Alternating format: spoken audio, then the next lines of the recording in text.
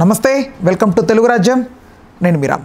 YCP నేత జగన్మోహన్ రెడ్డి గారిని ఢిల్లీకి పిలవనున్నట్లుగా బీజేపీ నేతలు కలవనున్నట్లుగా వార్తలు వస్తున్నాయి. విశాఖ పర్యటన తర్వాత జగన్ ఢిల్లీకి వెళ్తారని అయితే వార్తలు వస్తున్నాయి. ఓవరాల్గా జగన్మోహన్ రెడ్డి గారి మీద కేంద్ర ప్రభుత్వం యొక్క వ్యవహార శైలి ఎలా ఉంది అనే అంశం గురించి మనతో మాట్లాడడానికి ప్రముఖ పొలిటికల్ అనలిస్ట్ కేఎస్ ప్రసాద్ గారు ఉన్నారు. ఆయనతో చర్చిద్దాం. సార్ నమస్తే అండి. నమస్తే అండి. సార్, కేకే మరియు రైస్ సర్వేలతో పాటుగా బీజేపీ ఒక సర్వే చేసినట్లుగా ఆ సర్వేలో 98 మంది ఈ కూటమి నేతలు ఎవరైతే ఎమ్మెల్యేలు ఉన్నారో వీళ్ళ మీద ప్రజల్లో అవిశ్వాసం ఉన్నట్లుగా వార్తలు వస్తున్నాయి. సార్, దీనికి కొరకే జగన్మోహన్ రెడ్డి గారిని ఢిల్లీకి పిలుస్తున్నారా, మళ్ళీ పొత్తు ఏదన్నా పెట్టుకునే అవకాశం ఉందా? ఆ యాంగిల్లో చాలామంది అనుకుంటా ఉన్నారు. సార్, మీ అభిప్రాయం ఏంటి దీని పట్ల? ఇవన్నీ ఊహాజనితమైన అంశాలండి. సార్, ఇవాళ జగన్మోహన్ రెడ్డి గారిని ఢిల్లీ పిలిచి సాధించింది ఉద్ధరించింది ఏం లేదు. ఎందుకంటే జగన్మోహన్ రెడ్డి గారి version they knows pretty well. Whatever ఈ డూ బయట నుంచి సపోర్ట్ ఇస్తాడు. ఒకవేళ కూటమికి ఎంత దూరమో ఎన్డీఏ కూటమికి, అలాగే ఐఎన్డీఏ కూటమికి కూడా ఆయన అంతే హ్యాండ్ డిస్టెన్స్ మెయింటైన్ చేస్తాడు. ఇది వాస్తవం. రెండోది ఏంటంటే ఇవాళ ఢిల్లీ అన్నది ఒక పక్క జగన్మోహన్ రెడ్డిని చూడడానికి కూడా కారణం అంటే basically they'll get all sort of intelligence reports. ప్రజలు ఇంతమంది ఆయనకు వెనకాతలు ఇంత స్వచ్ఛందంగా తరలి వస్తున్న దగ్గర వీళ్ళు చెప్పినట్టు కాదు కదా. ఇక్కడ ఈ తపేలా ఛానల్లోనూ అట్ల దగ్గర వాళ్ళైతే నమ్మరు అలాంటి బేస్లెస్ ఎలిగేషన్స్ని. వాళ్ళ ఒరిజినల్ ఇన్పుట్ తీసుకున్నప్పుడు వాట్ ఈస్ గోయింగ్ ఆన్ అన్న దాని మీద వాళ్ళ డెసిషన్స్ చాలా డిఫరెంట్గాను క్రిటికల్గాను ఉంటాయి. ఇప్పుడు ప్రజెంట్ అతనికి సీరియస్ సెక్యూరిటీ థ్రెట్ ఉంది. ఎవరు? జగన్మోహన్ రెడ్డి గారికి ఉంది.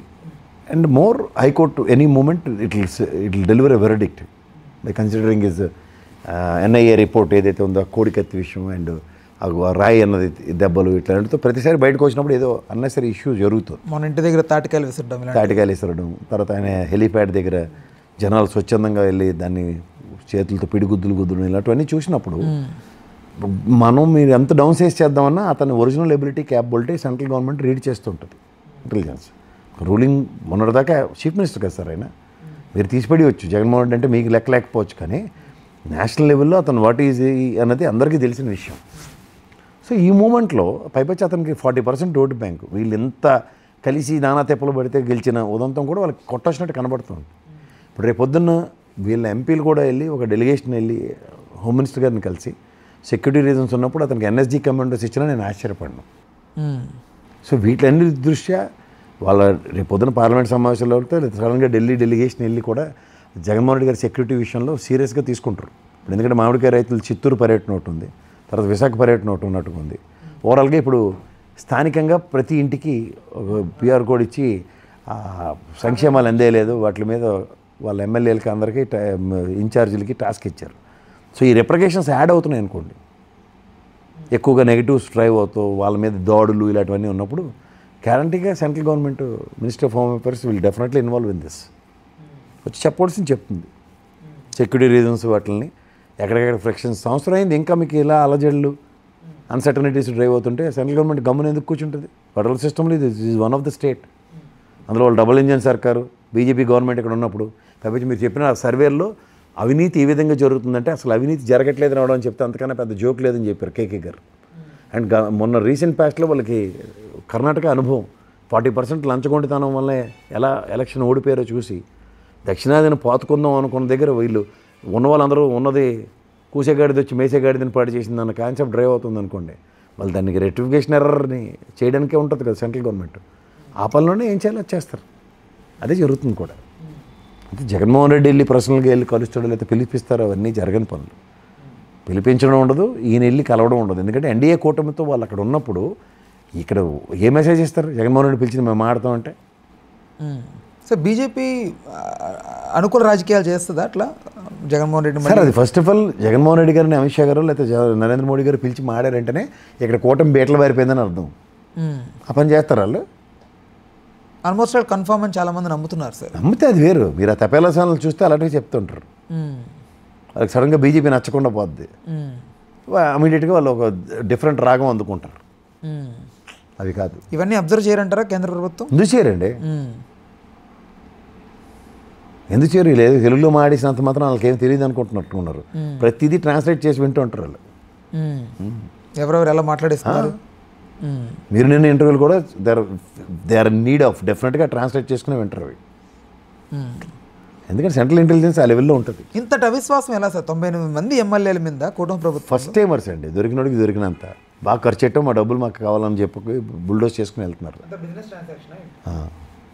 డెమోక్రసీని బిజినెస్ చేస్తే ఇలాగే ఉంటుంది. ఎప్పుడైతే ఇండస్ట్రియలిస్టులు డెమోక్రసీలోకి ఎంటర్ అయ్యారో, వాళ్ళే నాయకులు అయ్యారు, సగం దరిద్రం అక్కడి నుంచి స్టార్ట్ అయింది. Right, okay. ఇప్పుడు ఇంతటి అవిశ్వాసం జనాల్లో ఉండడం వల్ల ఫర్దర్గా ఎలాంటి కాంప్లికేషన్స్ వస్తాయి కూటమిలో?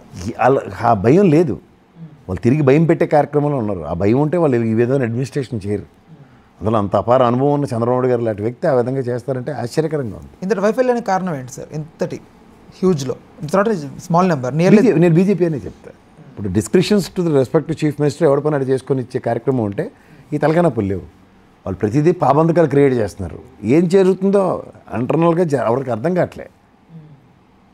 వాళ్ళు ఇచ్చి టాస్క్ వర్సెస్ వీళ్ళు ఇచ్చి ఎగ్జిక్యూషన్కి నక్కకి నాగలం కొన్నంత తేడా ఉంది. వాళ్ళు టాస్క్తో పని చేయిస్తామని చూస్తున్నారు. ఆ టాస్క్కి చంద్రబాబు గారు లాంటి వ్యక్తికి ఎక్కడ అవుతుంది? ఎలక్షన్లో గెలవడానికి బీజేపీ ప్లే చేసినటువంటి కీ రోల్ అనేది కొంచెం చిన్నది, బట్ అది ఎందుకు ఎక్కువ ఫోకస్ పెడుతుంది ఆంధ్ర పాలిటిక్స్ మీద, మోస్ట్లీ మన పాలిటిక్స్ మీద? వాళ్ళు సదరన్ స్టేట్స్ మీద ఎలాగైనా పవర్ సాధిద్దామనే చూస్తూ ఉంటారు. గతంలో ఏడీఎంకేకి నెత్తి కూర్చున్నారు కదా వాళ్ళు తమిళనాడులో. స్టాలిన్ గవర్నమెంట్ వచ్చేదాకా ఎలాగో ఉంది వాళ్ళ పరిస్థితి. మొత్తం బీజేపీ ఆధ్వర్యంలోనే నడిచింది. శశికళను లోపటేసేసారు, అన్నీ జరిగాయి కదా. అలాగే ఇది కూడా భయపెట్టి రాజకీయం చేయడం వాళ్ళు. అదే నేను చేస్తాను, పులిని చూసి నాకు వాత పెట్టుకుంటే ఎక్కడ వద్ది? ఇక్కడ ఉంది జగన్మోహన్ రెడ్డి. అక్కడ జయలలిత లేదు కాబట్టి వాళ్ళు ఏది చేసినా చెల్లుతుంది అన్న కాన్సెప్ట్లో వాళ్ళు ఉండేవారు. జయలలిత ఉన్నప్పుడు అలాంటి పనులు ఇవ్వడం చేయగలిగేవారా? అందుకనే టాల్ లీడర్ ఒక చంద్రబాబు నాయుడు గారిని, ఒక జగన్మోహన్ రెడ్డిని పెట్టి చూస్తే వీళ్ళతో అవుతుందా అన్నది వాళ్ళు ఎక్స్పెరిమెంట్ మాడ్యూల్లో కొడుతున్నారు. వీళ్ళు కూడా సరెండరింగ్ పాలిటిక్స్ చేస్తున్నారు ఇప్పుడు, అంటే జరుగుతుంది అది. సరెండరింగ్ పాలిటిక్స్ చేయకపోతే చంద్రబాబు నాయుడు గారు ఒరిజినల్ రెవల్యూషనరీ స్టెప్స్ అన్నీ చాలా భీకరంగానూ భయంకరంగా ఉంటాయి for the sake of state and prosperity. అది ఎక్కడ కనబట్టలే కదా, ఆ మార్క్ కనబట్టలే. That's why they taken is granted. Mark అనేది ఎప్పుడు పిల్లిని లోపల పెట్టి కొడితే ఏం చేస్తుంది? ఎండ్ ఆఫ్ ద డే వాళ్ళకి మీరు ఇందాక అన్నట్టు బిజినెసే అది. బిజినెస్లో విన్-విన్ సిచ్యువేషన్ ఎవరికి ఉందో లేదో 2 నెలల్లో సంవత్సరంలో రీడ్ అవుతుంది. లేనప్పుడు లాస్ట్ టైం అదే చేశారు కదా, ధర్మ పోరాట దీక్షలు అని చెప్పి డిసెంట్ తెలియజేసి బీజేపీ నుంచి బయటకు వచ్చింది కదా తెలుగుదేశం. ఏమవుతుందో down the line who knows? ఏదైనా జరగవచ్చు కదా, ఏదైనా జరగవచ్చు. ఇక్కడ అలర్ట్గా ఉండాల్సింది ఎవరు సార్? ప్రజలు ఇందులో అలర్ట్ ఏం లేదు. ఏ రాజకీయ పార్టీ ఎవడ పబ్బం అడగలుపు కూడా అందరికీ బాగా తెలుసు. ఏంటక గొడిగేయడంలో వాళ్ళు మించిన వాళ్ళు లేరు. అందరూ వెర్రివేదలు ప్రజలే, వెర్రి వెంగళాయలు ప్రజలే. అంచేత వాళ్ళు ఏ ఆటైనా ఆడతారు. రాజకీయ వికృత క్రీడలు ఆడతారు, రాజకీయ క్రీడలు ఆడతారు, రాజకీయ శాసన క్రీడలు కూడా ఆడతారు. ఇప్పుడు రాజకీయ శాసన క్రీడలు నడుస్తున్నాయి, అంతే, శాసిస్తున్నారు. ఫర్దర్ స్టెప్స్ ఎలా ఉండబోతున్నాయి జగన్మోహన్ రెడ్డి గారు? ఏముండవు, శాసనాలు శాసిస్తుంటే అధిగమించుకొని ముందుకెళ్ళడమే. వెళ్ళగలుగుతారంటున్నారా? ప్రయత్నిస్తే ఏముంది. ఇప్పుడు స్వతంత్ర పోరాటంలో గాంధీని నెహ్రూని జైల్లో పెడితే ఆగిందే పోరాటం. భగత్ సింగ్ని చంపేశారు, సుభాష్ చంద్రబోసు ఏమయ్యారో తెలియదు, చంద్రశేఖర్ ఆజాద్ని చంపేశారు, సుఖ్దేవ్ని చంపేశారు. ఏమైంది? ఆగిందా పోరాటం?